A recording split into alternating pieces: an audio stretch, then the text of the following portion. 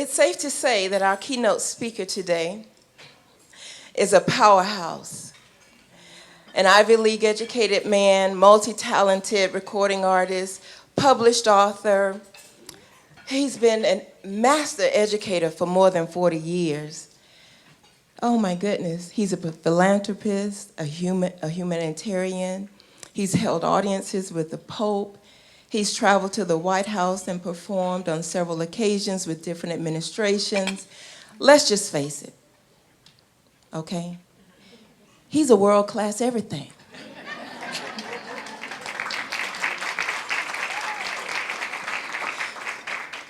But today, I want to draw your attention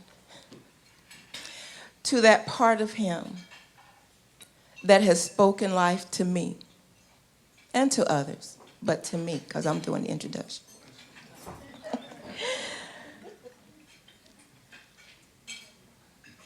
He's touched me, and he's touched millions of others through his spoken, written, and recorded works. And when he speaks, you don't just hear letters and sounds strung together to form words and sentences and thoughts, but what you can hear is something that will cause your faith to soar, something that will stir up your love and cause you to love again when you've let go of love, something that will show you how to forgive others even as you forgive yourself, and something that will let you see the possibilities in yourself and in every situation you find yourself in. His words have spoken profoundly in my life, as well as in the heart of West Coast. Stay and face it. Let God grace it. Don't leave and die. You are who we needed to become who we are. Never use the principle of exclusion. Oh, he ain't talking to me. No. Through opposition, make your score. And the songs, oh my Lord, I don't have the words that would do justice to his music, but it's music that will change your life. It's music that will touch the very core of who you are. Suffice it to say that when my granddaughter, whom God has blessed me with almost a year now, she'll be a year old next week. When she's upset, when she's tired and a little cranky, I just wrap her in my arms and I just start singing, Kuna Shana, Kuna Shana, Kuna Shana, Kuna She. And she just settles right down. I kid you not, every single time. I know that this music does more than sound. It does so much more in the hearts of those that it touches, those who receive it. Through years of fasting, praying, and seeking God's face, he speaks the very thoughts of God from the mouth of God. And he reminds us constantly that we have a responsibility and a power in our own words that we must cherish and we must exercise. So please join me in welcoming to the podium Dr. Henry L. Porter.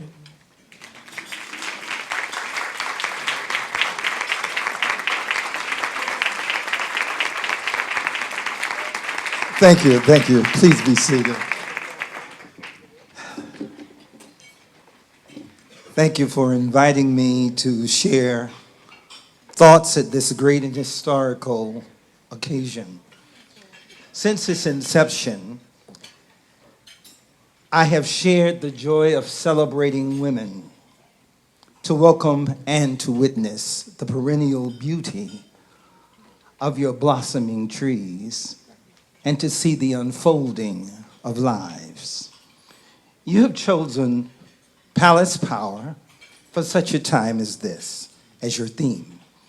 The story of Hadassah, Mordecai's uncle's daughter, who had neither father nor mother, and her becoming known as Queen Esther.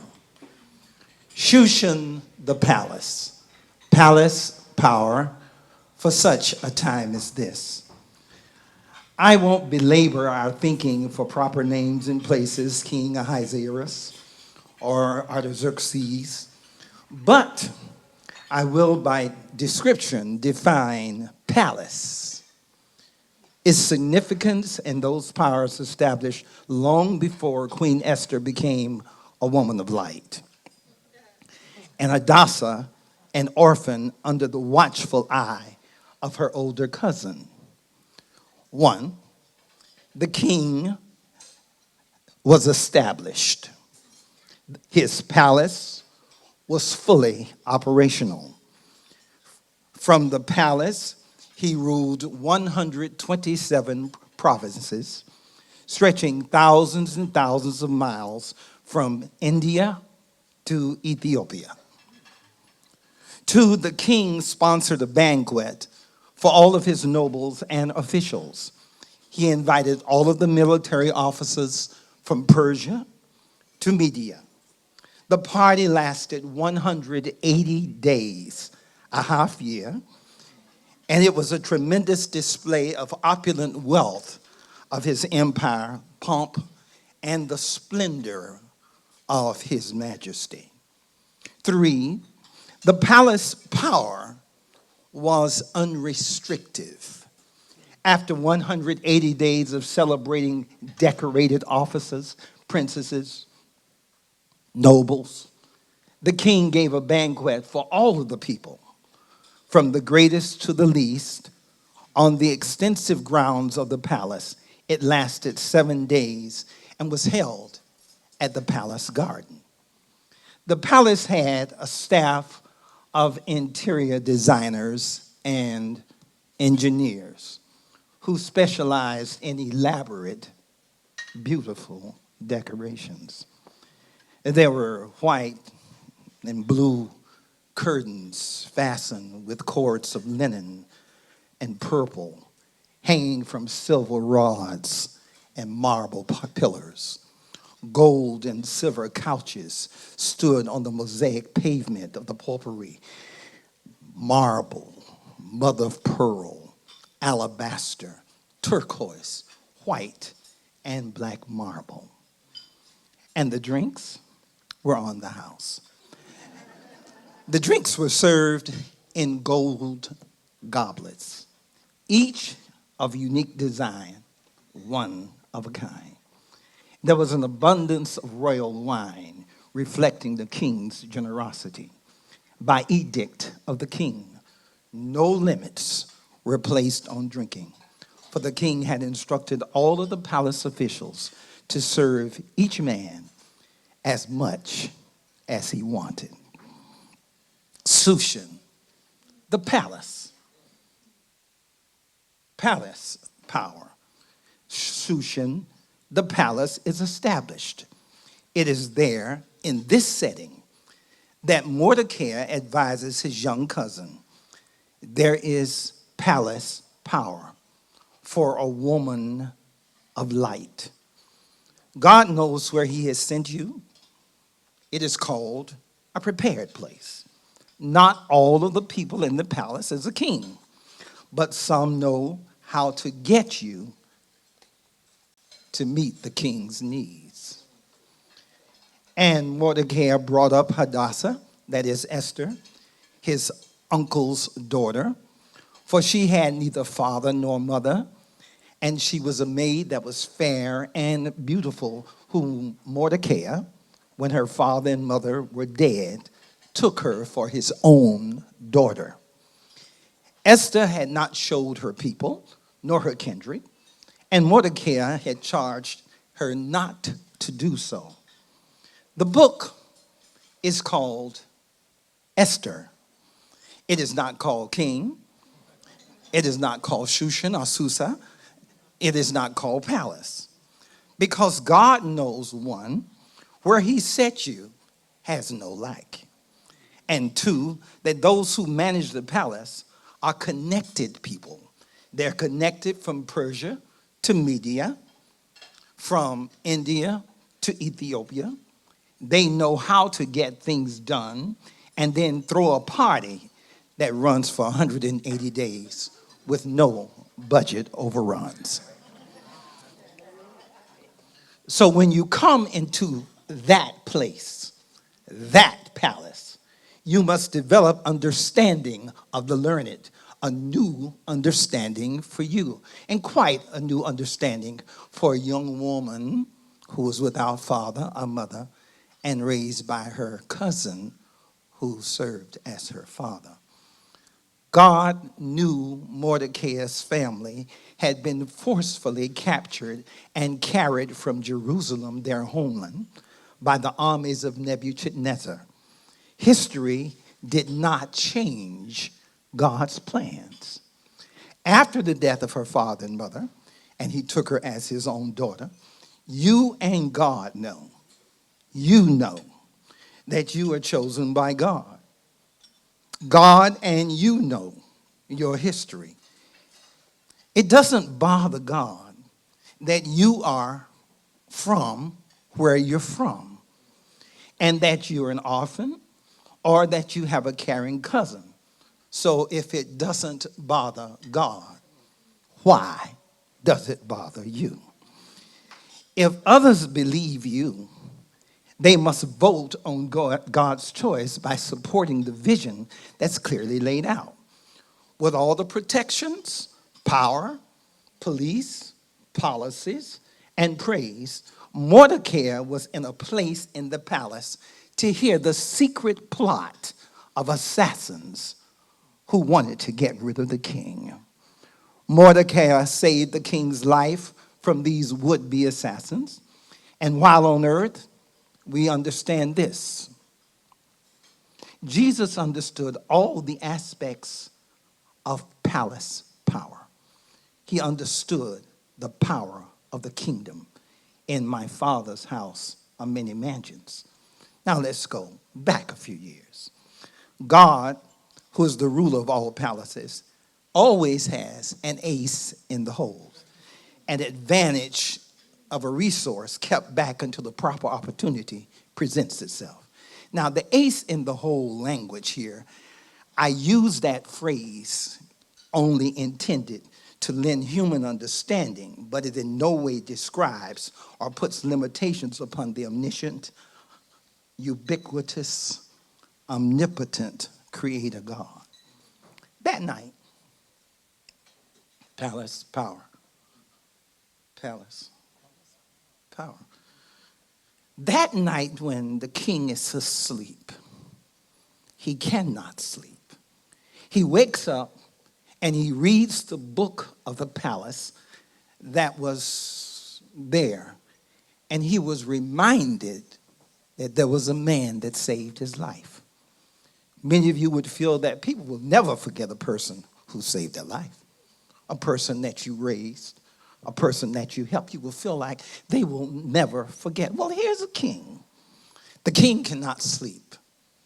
And there are three questions that he asks. Question one, after he reads the story and he hears this man saved his life, he hears it, he recalls.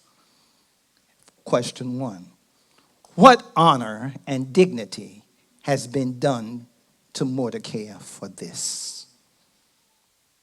For this. In the middle of the night, the king then asks a second question. This palace power, this kind of power, the power to rise to the occasion, the power of the king does not shut down. It's a living organism. Palace power lives.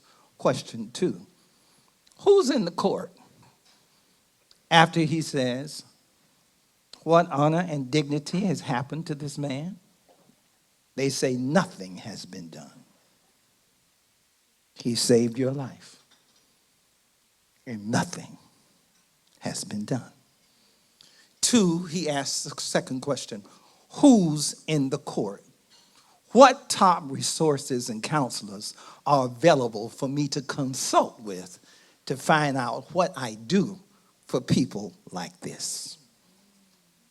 So they said, Haman is in the court. He calls for his top man, and he asks question number 3. What shall be done unto a man whom the king delights to honor?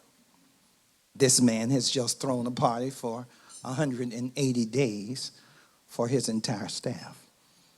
And then for all of his employees and the residents of the palace, he throws another party for 7 days. So Haman looks at the story, and being caught in himself, he says, what would I like to happen to me? Because surely it's the king is going to honor me. So he did not use and bear all the power of the kingdom, did not come to bear. It only came to what he expected, and that is paraded through the city, let your chief men take men, do such and such and so and so. And he felt satisfied with that. But that was not the power of the palace. So he rides to the streets. Everything is done. But the guts of the story, palace power, is that Mordecai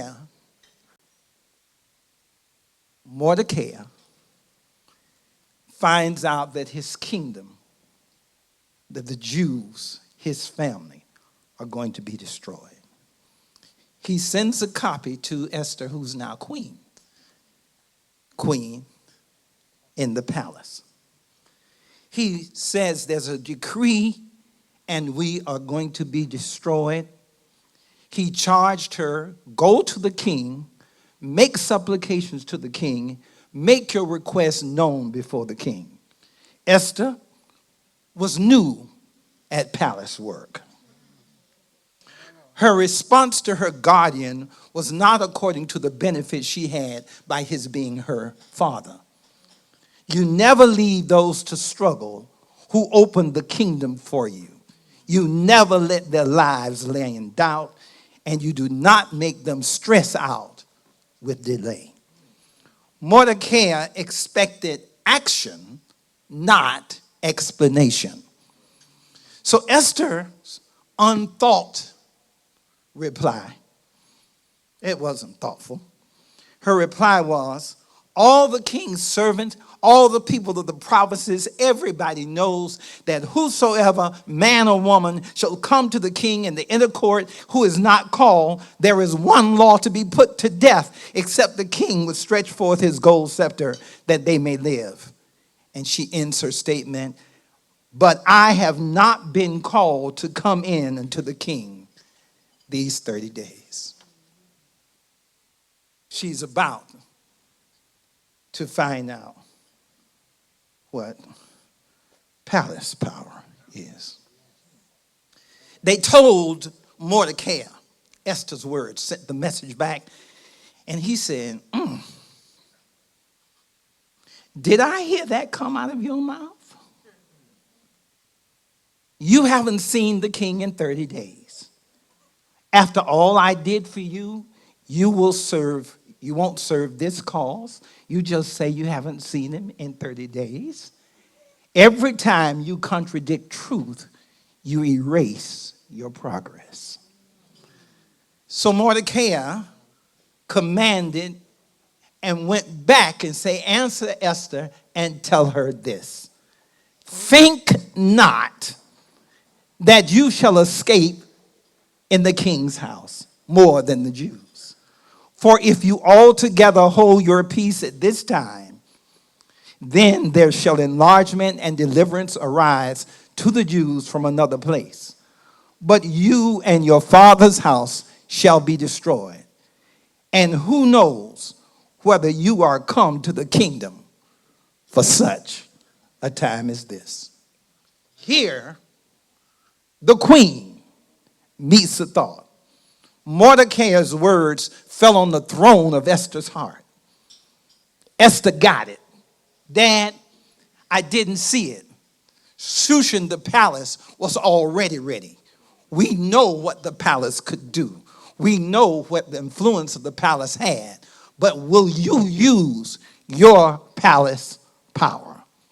So Esther then sent a message back to her cousin, father, and said, go get all the Jews, tell them to fast for me, don't eat or drink night or day, and I will go into the king, which is not according to the law. And if I perish, I perish. And Mordecai said, now that's my girl.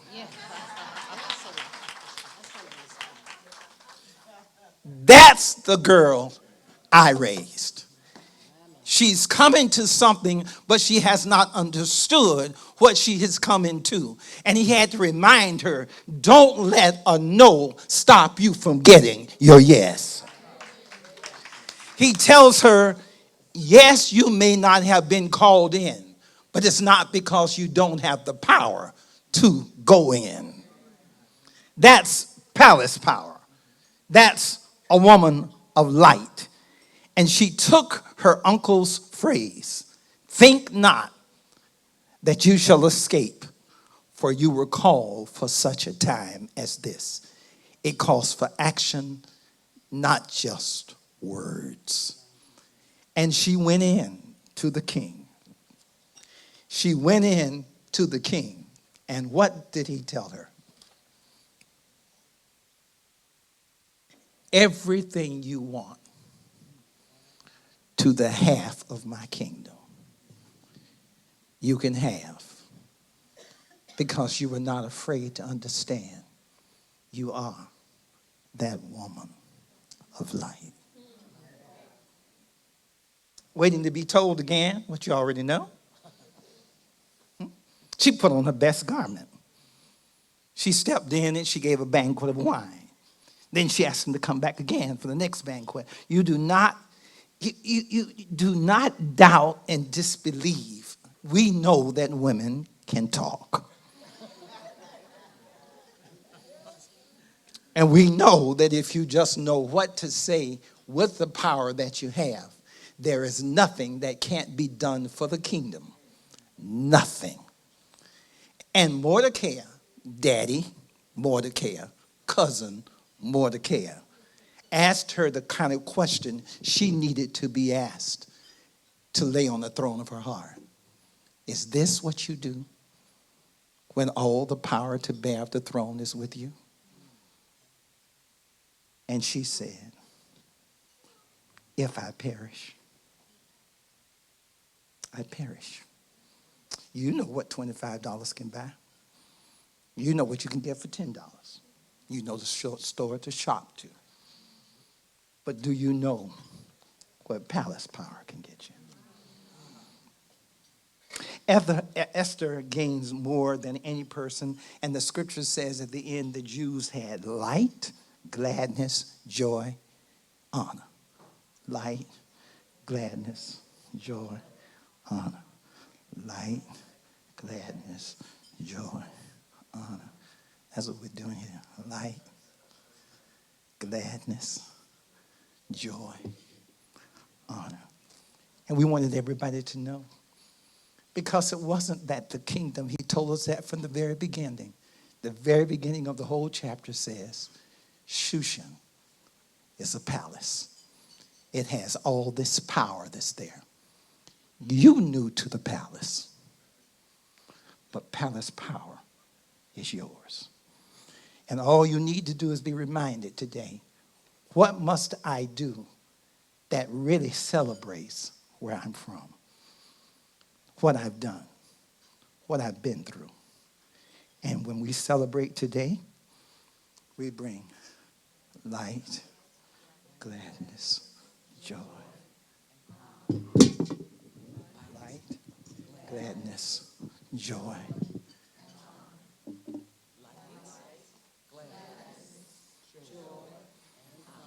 Be not mistaken.